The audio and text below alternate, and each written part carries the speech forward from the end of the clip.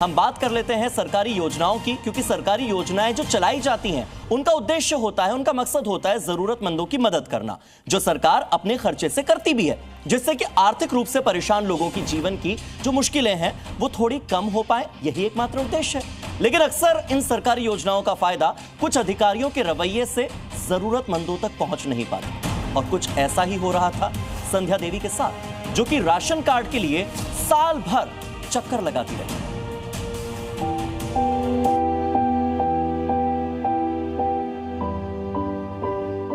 बिहार के राघोपुर में रहने वाली संध्या देवी और उनका परिवार, वो परिवार जो बेहद मुश्किल हालातों के बीच अपना गुजारा बसर कर रहा है। परिवार में 7 लोग हैं और खाने को 2 वक्त की रोटी भी नसीब नहीं।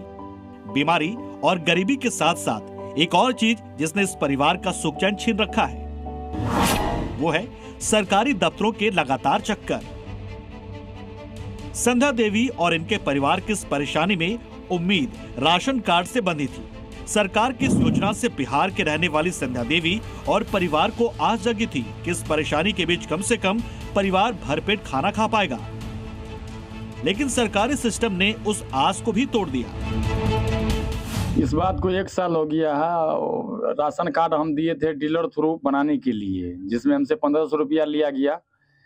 तो मतलब जब 2-3 महीना का नाम बोला कि बनाने में समय लगेगा, तो उनके बाद जो है 2-3 महीना होने के बाद जब हम डीलर के पास गए तो कहा अभी नहीं बना है। जिस दफ्तर पर आप इस वक्त ताला लगा देख रहे हैं, ये वही दफ्तर है जहां संध्या और उसका परिवार पिछले 6 महीने से धक्का खा रहे हैं। सरकार ने इसी दफ्तर के अधिकारियों को जिम्मा सौंपा है कि यहाँ जरूरतमंदों को राशन कार्ड बनाया जाए, लेकिन इसकी हालत क्या है ये भी देख लीजिए। आइए हम आपको दिखाते हैं कुछ अंदर की तस्वीर। आखिर कैसे काम होता होगा, सरकार के दूरगामी योजना की क्या स्थिति है, ये हम आपको दिखाएंगे। देखिए ताला जड़ा हुआ है कार्यालय में, और ये प्रखंड आपूर्ति कार्यालय है, और यहाँ पर लोग आते हैं लेकिन लौट के चले जाते हैं। क्या स्थिति है देखिए, ताला जड़ा, हर कमरे में ताला जड़ा हुआ है। संध्या देवी भी अपने परिवार के साथ इसी दफ्तर आती है और खाली हाथ लौटती है। ये बंद पड़ा है। कितने दिन से आ रहे हैं? हम तो पहले भी आए थे तो बंद ही रहता, खास करके जाते। अधिकारी फोन पर मिलते हैं? फोन नंबर देता है नहीं। हम पूछे थे तो 1-2 आदमी उसके बगल में बैठता है, वो बोलता है हमारा नंबर ले लो। सरकारी अधिकारी तो अपने लेट लतीफी पर दफ्तर आते होंगे, लेकिन उनका ये रवैया संध्या के परिवार पर भारी है, क्योंकि परिवार का गुजारा सिर्फ एक पान की दुकान की कमाई से होता है, और उससे जो कमाई आती है वो बच्चों की पढ़ाई और इलाज में चली जाती है।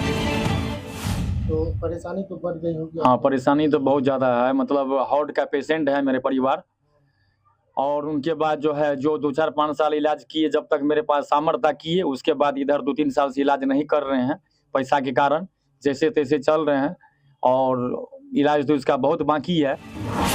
परिवार का ये भी आरोप है कि उनसे राशन कार्ड बनवाने के लिए रिश्वत की मांग भी की जाती थी। मेन जो अधिकारी है उसका नंबर दिया नहीं हमको, और उसके जो फोन करते हैं तो बोलता है जो नंबर दिया वो, उसको जब फोन करे तो वो बोलता है कि 2400-2500 रुपया लगेगा राशन कार्ड बनवाने के लिए। हर तरफ से परेशान हो चुके संध्या के परिवार ने जी हेल्पलाइन से कॉल कर मदद मांगी, तो हमारी टीम ने उनकी बात सीधा एसडीएम तक पहुंचाई। एसडीएम ने मामले को गंभीरता से लिया और तुरंत एक्शन की बात कह डाली। कार्ड इशू हो गया है, क्योंकि परिवार अलग अलग विभक्त होकर इनका कार्ड बना था। कार्ड जो है वो बन गया है। पॉस मशीन पे जो एंट्री होता है, अपडेट होता है विभाग के स्तर से, तो अभी उसका नहीं हो पाया है। आपके माध्यम से जानकारी मुझे मिली है कि अभी तक उनको खाद्यान्न नहीं मिल रहा है, तो विभाग से हम लोग इस बारे में जो है फिर से जानकारी दे करके कोशिश करेंगे कि 1 सप्ताह के अंदर उनका जो है कार्ड मतलब राशन जो है उनको मिलना शुरू हो जाए। जी हेल्पलाइन की आवाज उठाए जाने का असर ये हुआ कि संध्या के परिवार को अब 1 हफ्ते में राशन कार्ड मिल जाएगा और उनकी परेशानी हमेशा के लिए दूर हो जाएगी। सुभाष चंद्रा, जी मीडिया, सुपौल।